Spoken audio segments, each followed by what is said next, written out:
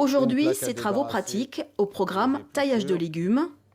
Émincer finement sans aller jusqu'au bout. Natalia, Karina et Lilia sont ukrainiennes. Arrivées en France au début de la guerre en 2022, elles viennent d'intégrer une formation d'agents polyvalents en restauration collective au lycée Sainte-Anne. Ces femmes se projettent aujourd'hui dans un nouveau métier. En Ukraine, j'ai travaillé comme professeur, mais en France, je suis ouverte pour autre métier et j'aime cuisiner. Il n'y a pas besoin de forcer. C'est le fait que la lame tranche.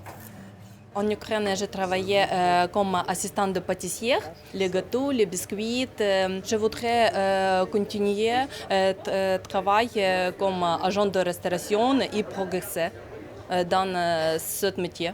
Cette formation en restauration est une première. L'association Jobs Around en est à l'initiative. Depuis 2022, elle a accompagné plus de 400 réfugiés ukrainiens dans des formations qualifiantes dans l'industrie et le BTP, mais les femmes aspiraient à autre chose.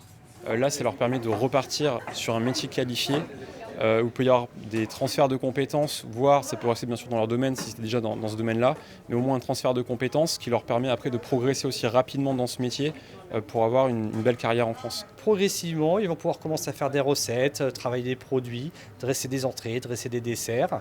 Et à la fin du parcours de formation, au mois d'avril, ils seront vraiment mis en situation dans notre self, servir des repas à nos élèves.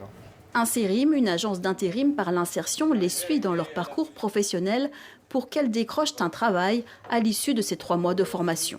On va travailler avec nos intérimaires, puisqu'elles sont en contrat actuellement en formation, à identifier et lever les freins à l'emploi pour qu'après cette formation puisse être une passerelle vers l'emploi et contribuer par le travail à une inclusion totale et puis durable. Karina, Natalia et Lilia pourraient au printemps travailler dans une cantine scolaire, à l'hôpital ou dans un EHPAD à l'issue de leur formation d'agents polyvalents en restauration collective.